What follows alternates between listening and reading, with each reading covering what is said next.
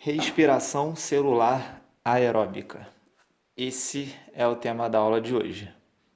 Vamos lá, então, abordar esse tema que é muito importante para o vestibular.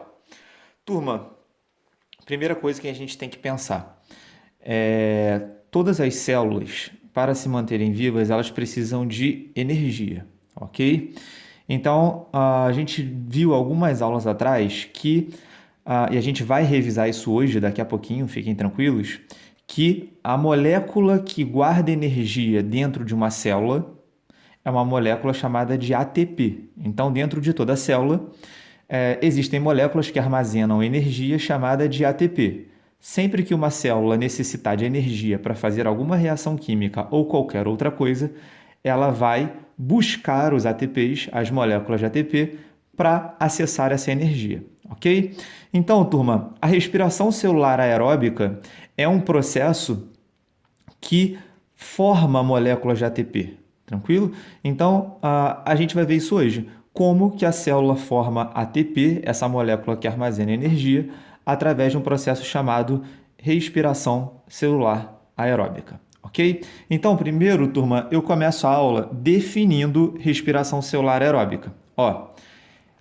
A respiração celular aeróbica é um processo que oxida, vamos entender oxidar como degradar por enquanto, tá? Então é um processo que degrada matéria orgânica, geralmente glicose, de forma lenta e gradual, com o objetivo de regenerar moléculas de ATP, tá? Então, turma, falando em bom português, a respiração celular aeróbica é um processo que vai degradando a molécula de glicose de forma lenta e gradual, com o objetivo de regenerar ATP. Calma que a gente já vai entender esse termo regenerar ATP, beleza? A gente vai ver no final da aula de hoje que esse processo é chamado de respiração celular aeróbica. Aeróbica significa que usa o oxigênio. E a gente vai ver no final da aula de hoje que nesse processo chamado de respiração celular aeróbica, o oxigênio ele é utilizado como aceptor final de elétrons. Tá? Essa frase agora não vai fazer sentido para a gente, mas no final da aula ela vai fazer. Relaxem, beleza?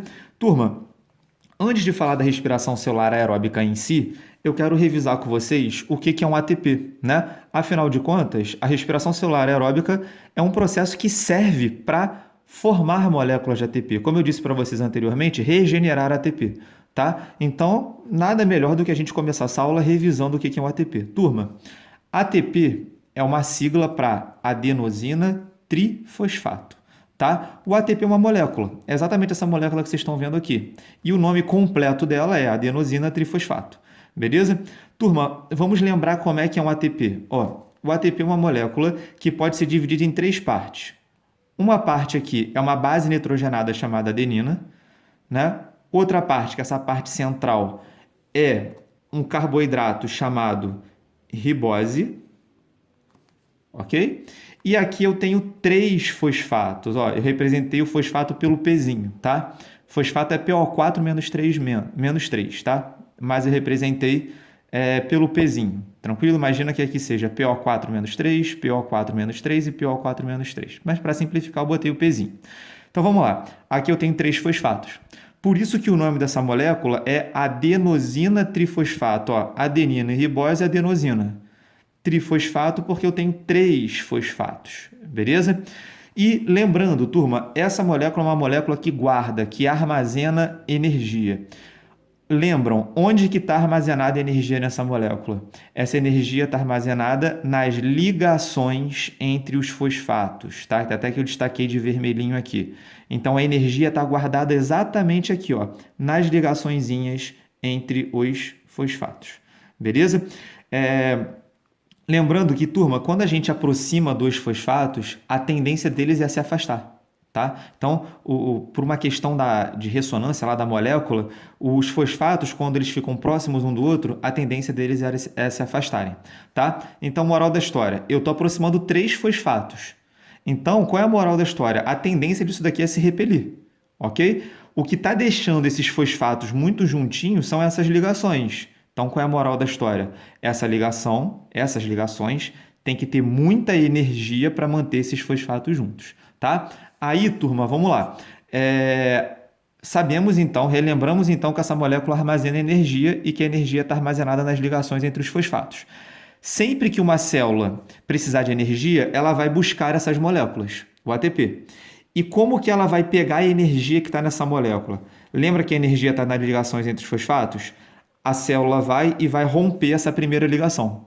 Quando ela rompe essa primeira ligação, a energia que estava aqui é liberada, tá? E aí ela vai usar essa energia para fazer o que ela tem que fazer. Tudo bem? E detalhe importantíssimo, turma, que a gente vai usar na aula de hoje. Quando essa ligação é rompida, concordam que esse ATP vai embora? Ele não vai ficar aqui, porque o que estava segurando ele aqui era a ligação. Quando essa ligação é rompida, esse ATP vai embora, esse ATP sai. Beleza? A molécula vai continuar sendo chamada de ATP? Não, porque agora ela só vai ter dois fosfatos. Ela vai passar a se chamar de ADP, adenosina difosfato, tá? Então, turma, moral da história: transformar ATP em ADP libera energia, tá? Para a gente fechar essa revisão e já ir para a respiração celular aeróbica. Professor, sempre me perguntam isso. Não vai chegar um momento em que todo o ATP da célula vai ser transformado em ADP e aí a célula não vai ter de onde tirar energia? Então, turma, teoricamente deveria acontecer isso, mas uma célula nunca vai deixar todo o ATP ser transformado em ADP. Por quê? Porque toda célula vai apresentar mecanismos para transformar o ADP, adenosina difosfato, em ATP, adenosina trifosfato. Beleza? E, turma, um desses processos é o que a gente vai ver hoje, é a respiração celular aeróbica. Por isso que eu falei para vocês no começo que a respiração celular aeróbica é um processo que regenera moléculas de ATP. Como assim regenera? Transforma o ADP de novo em ATP. Beleza? Professor, só existe esse processo, respiração celular aeróbica? Não. Esse é um dos processos. A aula de hoje vai ser sobre isso. Na próxima aula a gente vai ver outros processos. Beleza? Então vamos lá, turma. Começando a matéria mesmo de respiração celular aeróbica. Fizemos essa revisão importante. Vamos para a aula mesmo da respiração celular aeróbica. Primeira coisa, turma. Grande parte da respiração celular aeróbica ocorre numa organela chamada de mitocôndria. Tá? Então lembra que nas células eucariotas existe uma organela chamada de mitocôndria, que a gente sempre decorou que é uma organela que produz energia, produz ATP. Né? A gente vai ver isso hoje. Turma, olha só. Quando a gente olha uma mitocôndria dentro de uma célula, ela parece uma bolinha, tá? Parece uma bolinha. O que eu fiz aqui para vocês? Como se eu tivesse cortado essa bolinha e eu estou mostrando como é que ela é por dentro, tá? Então imagina que a mitocôndria era uma bolinha que foi cortada, fiz um corte transversal e vocês estão vendo como é que é a mitocôndria por dentro, tá? Olha só, turma, vou aproximar um pouquinho aqui. Uma mitocôndria, notem, apresenta duas membranas, ó, uma membrana externa, como está escrito aqui para vocês, que é essa membrana mais de fora, e uma membrana interna que faz várias voltinhas, tá? Então ela tem duas membranas, uma membrana externa e uma membrana mais interna. Olha que fácil, turma. Entre a membrana externa e a membrana interna existe um espaço. Qual é o nome desse espaço? Olha que ridículo. Espaço intermembranas. É o espaço entre as membranas, tá? Temos que saber esses nomes, professor? Temos, porque daqui a pouco a gente vai usar isso, tá? O meio da mitocôndria, essa parte interna do meio daqui da mitocôndria, a gente chama de matriz mitocondrial. Vamos usar esse nome também na aula de hoje, beleza? E, turma, para a gente fechar as estruturas de uma mitocôndria, cada voltinha interna, né, da membrana interna da mitocôndria, cada voltinha dessa a gente chama de crista mitocondrial. Então, isso aqui é uma crista, isso daqui é outra, isso daqui é outra. Professor, só vão ter 3 cristas? Não, isso aqui é só um desenho, né? Isso não é realidade. Existem muitas cristas mitocondriais em uma mitocôndria.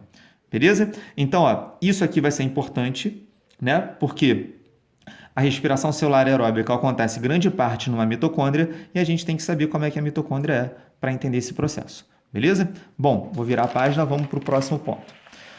Vamos lá, galerinha.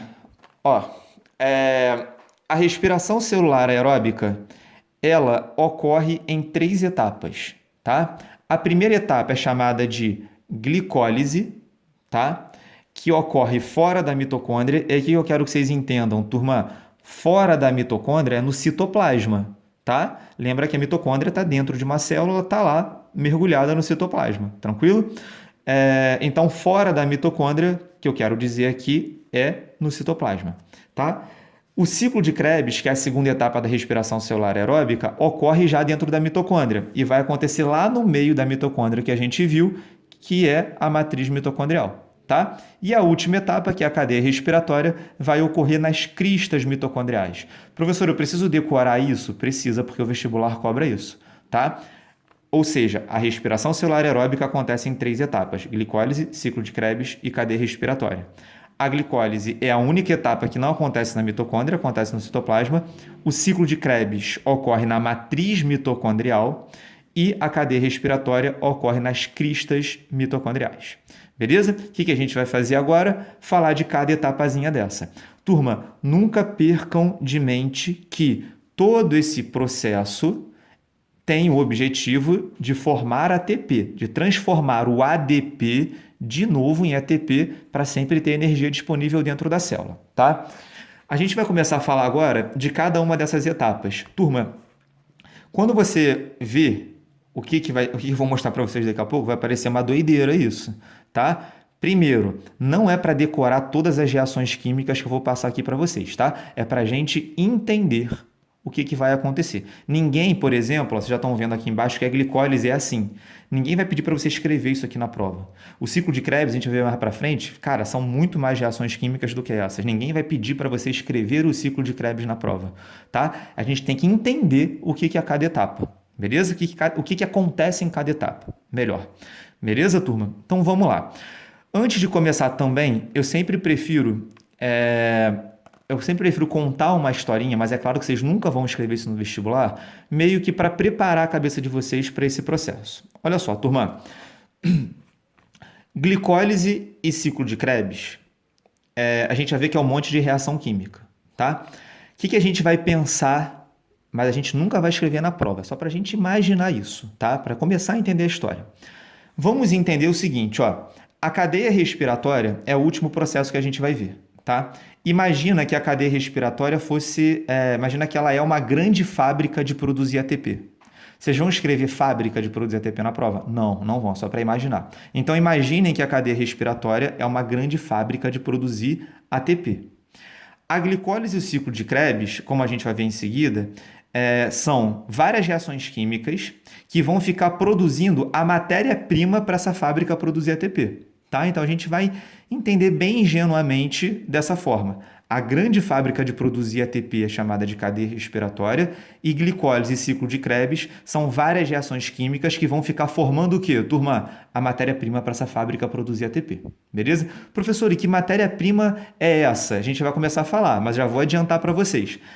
A matéria-prima para a grande fábrica de ATP funcionar, produzir ATP, a gente vai ver daqui a pouquinho que são moléculas chamadas de NAD H mais H+, e FAD2H, tá? A gente vai ver isso. Então, ó, a glicólise e o ciclo de Krebs são várias reações químicas que ficam produzindo o quê, turma?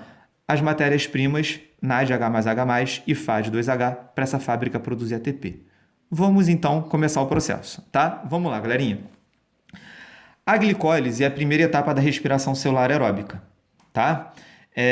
O nome dessa etapa é glicólise. Lise é quebra. Glicólise é a quebra da glicose. E é justamente isso que acontece na glicólise. Ó, a glicose, C6H12O6, vai ser quebrada em 2 moléculas de piruvato ou ácido pirúvico. Tá? Por isso que o nome disso é glicólise, porque a glicose vai ser quebrada em 2 moléculazinhas chamadas de piruvato. O que eu quero que vocês observam?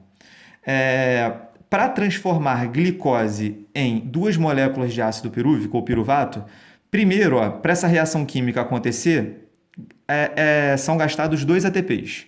Tá? Então, 2 ATPs são gastados. Porém, quando essa reação química se completa, essa reação química libera energia e no final são produzidos quantos ATPs? 4 ATPs. Tá? E vamos começar uma coisa que a gente vai falar muito agora. Além disso, para transformar a glicose em piruvato, vão vir 2 moléculazinhas chamadas de NAD e vão se transformar em NAD H mais H+. Olha ele lá, turma, olha a matéria-prima para a grande fábrica de produzir ATP né? Olha a matéria-prima já começando a ser formada, tá? Então, primeiro, turma, o que é o NAD? NAD+. O que é isso, professor? O NAD+, é uma molécula que rouba hidrogênios de outras moléculas. Então, olha o que está acontecendo aqui, ó. Tá vindo 2 NADs e cada NAD aqui, ó, tá roubando 2 hidrogênios, ó. Tá vendo que ele saiu como NAD H mais H+? Tá roubando 2 hidrogênios da glicose. Tranquilo? Então, ó, para transformar a glicose em 2 moléculas de piruvato, inicialmente gastam-se 2 ATPs, mas no final do processo são produzidos 4. 2 moléculazinhas chamadas de NAD vêm aqui na glicose, né, pertinho da glicose, e rouba 2 hidrogênios, tá? Se transformando em NAD H mais H+, e aí eu transformo a glicose em 2 moléculas de piruvato. Então, ó, o que a gente tem que saber do vestibular? É para decorar isso? Não. A gente tem que saber que a glicólise acontece fora da mitocôndria, como que a gente já viu, e que ela é a transformação da glicose em 2 moléculas de piruvato. E que nesse processo são produzidos 2 ATPs. Ué, professor, mas você não falou que são 4? Olha só, turma, esse é o saldo. Se eu gastei 2, mas produzi 4, o saldo é 2 ATPs, beleza? Então, o saldo desse processo são 2 ATPs e 2 NAD H mais H+. Olha a matéria-prima aqui para a grande fábrica de produzir ATP, beleza? Vamos lá então. Glicólise é isso, turma. Bora para a próxima etapa, que é o ciclo de Krebs. Vamos lá. Turma, olha que doideira isso, tá? O ciclo de Krebs é tudo isso aí que vocês estão vendo. Doideira. Professor, eu vou ter que escrever tudo isso aqui na prova? Não. Eu preciso decorar isso para a prova? Não. É só para a gente, primeiro, saber onde que o ciclo de Krebs ocorre. Já vimos, matriz mitocondrial. Temos que saber isso e temos que saber o que é produzido no final, que eu vou mostrar para vocês. Ninguém vai pedir para você escrever isso aqui na prova. Beleza? Vamos lá. Mas eu vou ter que explicar. Por mais que ninguém cobre isso para vocês na prova, né? Escrever isso daqui, eu vou ter que explicar cada etapazinha para a gente entender o que vai ser produzido no final. Turma, vamos lá. O ciclo de Krebs, ele começa com um piruvato. Lembra que a glicólise produziu piruvato, né? Produziu 2 moléculas de piruvato. Então, o que eu mostrei aqui para vocês? Ó, o ciclo de Krebs começa com um piruvato. Beleza? Primeiramente, turma, esse piruvato, que tem 3 carboninhos, ele vai ser transformado em 2 moléculas de acetil-CoA, tá? Que é uma moléculazinha que tem 2 carbonos. Notem uma coisa interessante. Do piruvato para acetil-CoA, aqui eu tenho 3 carbonos, aqui eu tenho 1 carbono. Pô, teve uma perda de carbono aqui, não teve? De 1 carboninho? Sempre que acontecer perda de carbono, ó, esse carbono vai sair na forma de CO2. Olha o carboninho saindo aqui no CO2. Beleza? Então, ó, primeira coisa para transformar piruvato em acetil-CoA, sai um carboninho na forma de CO2. Além disso, a famosa moléculazinha NAD+, vem aqui e faz o quê, turma? O NAD+, vem aqui e rouba 2 hidrogênios do piruvato. Tranquilo? E no final é adicionado uma coenzima A. Beleza, quando isso tudo acontece, eu transformo o piruvato em 2 moléculas de acetil-CoA. Beleza? Lembrem que isso aqui está rolando na crista mitocondrial. Lá na crista mitocondrial, na matriz mitocondrial, tá? Matriz mitocondrial. Lá na matriz mitocondrial já existem moléculazinhas de 4 carbonos chamadas de oxaloacetato. Essas moléculazinhas de 4 carbonos chamadas de oxaloacetato reagem com a acetil-CoA e formam citrato ou ácido cítrico, tá? É por isso que o ciclo de Krebs também pode ser chamado de ciclo dos ácidos cítricos, tá? Porque é formado essa molécula aí muito famosa. Então, ó, o oxaloacetato de 4 carbonos reagiu com a acetil-CoA e a gente formou o quê? Citrato, tem 6 carboninhos. 2 mais 4, 6 carboninhos. Esse citrato ele vai ser transformado numa molécula intermediária de 5 carbonos. Notem, daqui para cá perdeu um carbono. Olha o carboninho saindo na forma de CO2. Show? Beleza? E para transformar essa molécula de 6 carbonos nessa molécula de 5 carbonos, vem um NAD e rouba 2 hidrogênios dessa molécula. O NAD H mais H+. Estamos aqui. Essa molécula de 5 carbonos volta a ser um oxaloacetato. E para isso acontecer, ó, daqui para cá perder um carbono, ele vai sair na forma de CO2. É produzido nesse processo ATP, porque essa aqui é uma reação que libera energia, forma-se um ATP. Vem duas moléculas de NAD e roubam dois hidrogênios, se transformando em NADH mais H+, e vem uma molécula de FAD e se transforma em FAD2H, tá? O que eu quero que vocês entendam? Professor, não é para decorar isso tudo? Não, não é. Mas eu tenho que ver o seguinte, que durante todas essas reações químicas foram produzidas matérias-primas para a grande fábrica de produzir ATP. Quais são as matérias-primas? NADH mais H+, NADH mais H+, NADH mais H+, e até o FAD2H que eu tinha falado lá no comecinho para vocês. Então a gente tem que olhar para isso dessa forma. Beleza? Professor, qual é o saldo final do ciclo de Krebs? No ciclo de Krebs são produzidos 8 NADH mais H+. Aí você fala assim, professor, peraí, tem alguma coisa errada. Por que são 8? Porque, 1 NADH mais H+, aqui em cima, mais 1, 2, mais 2 aqui, 4. Professor, você botou 8. Eu dobrei. Já vão entender por quê. Vamos contar os FAD. Quantos FAD2H foram produzidos? Aqui nenhum, aqui nenhum, aqui 1. Eu dobrei de novo, botei 2 FAD2H. Quantos ATPs foram produzidos? Aqui nenhum, aqui nenhum, aqui 1. Eu dobrei, botei 2 ATPs. E quantos CO2 foram produzidos? 1, 2, 3. Eu botei 6, dobrei também. Então, vocês estão vendo que eu dobrei tudo que foi produzido? Por que eu fiz isso? Turma, eu dobrei tudo que foi produzido porque tudo isso aqui aconteceu para uma única molécula de piruvato.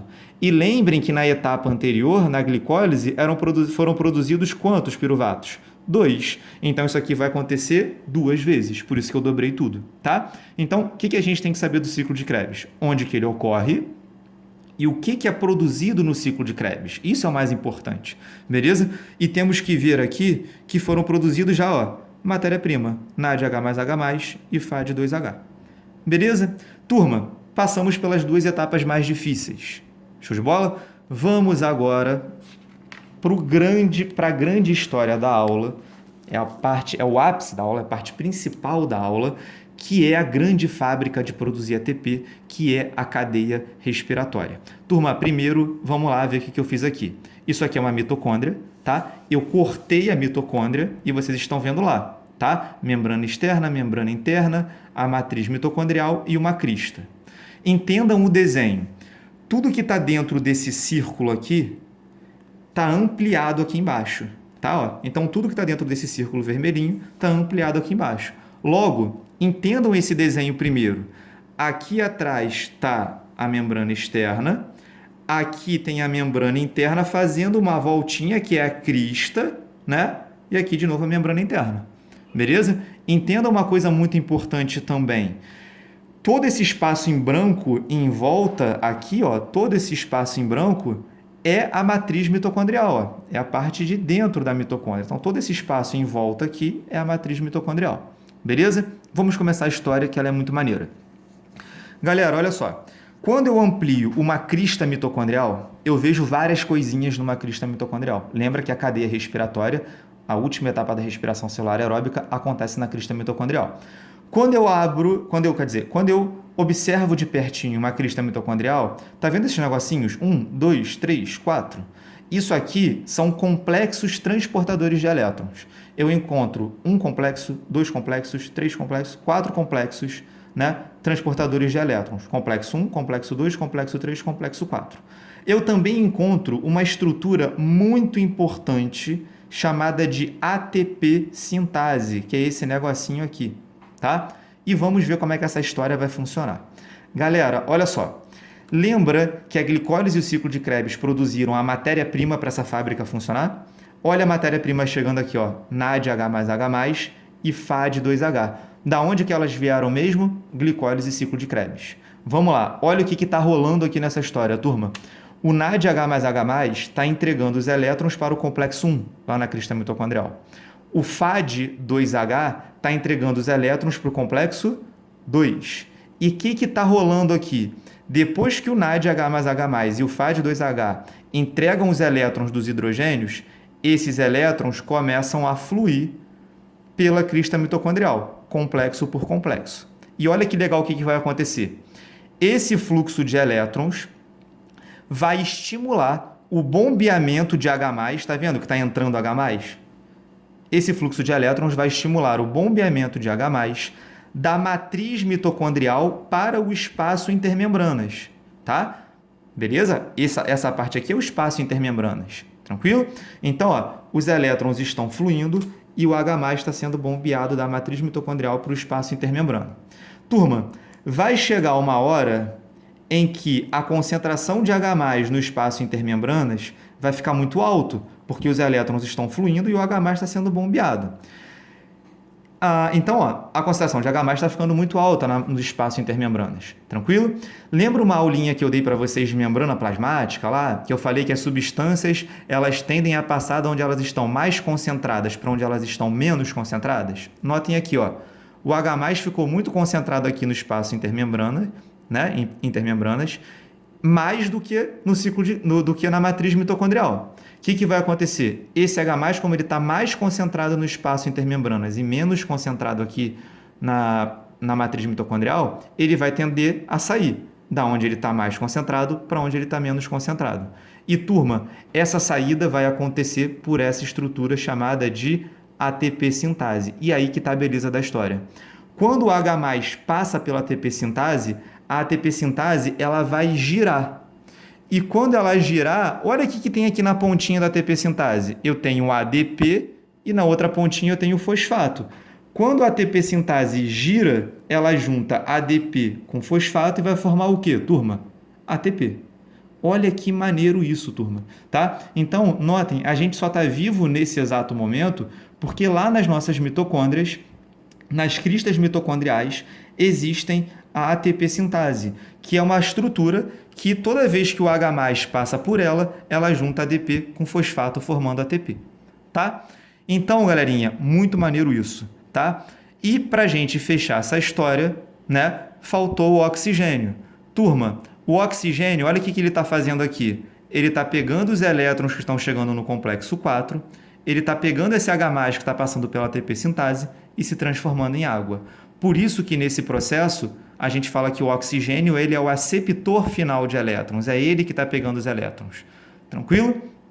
Beleza, turma? Então vou falar isso aqui de uma forma direta.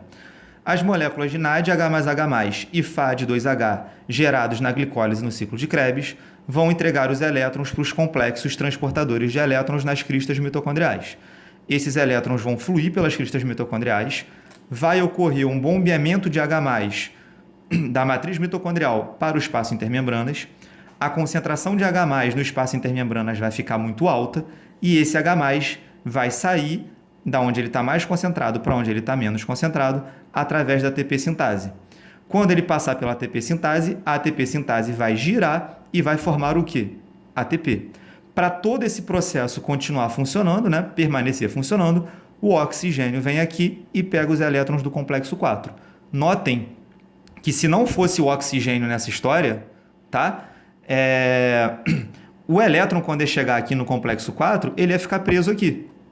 Então, o que ia acontecer? Os elétrons iam chegar aqui e iam ficar presos. Ia chegar uma hora que o fluxo de elétrons ia o quê? Parar. Sem fluxo de elétrons, não ia ter bombeamento de H+, não ia ter formação de ATP. Moral da história, a gente morreria. É por isso que a gente precisa de oxigênio para se manter vivo. Qual é o grande papel do oxigênio no nosso organismo? Manter o fluxo de elétrons nas cristas mitocondriais para a gente produzir ATP.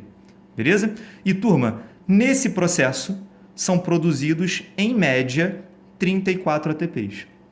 Tá? Esse número foi muito revisado atualmente, mas classicamente são produzidos 34 ATPs. Beleza? E, galerinha, olha só, para a gente fechar.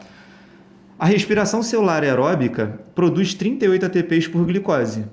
Beleza? Ó, a glicólise produziu 2 ATPs, o ciclo de Krebs 2 ATPs e a cadeia respiratória 34 ATPs em média. Tá? Se você somar isso tudo, vai dar o quê? 38 ATPs por glicose. Beleza, galera? Tá? Então, vamos fechar nossa aulinha aqui. É muita informação. Nesse vídeo você pode ir pausando, né, o vídeo para ir escrevendo com calma aí. Tranquilo? Valeu, galerinha. Um abraço. Até a nossa próxima aula, tá? E beijo para todos. Show de bola, turma. Valeu. Muito obrigado. Valeu.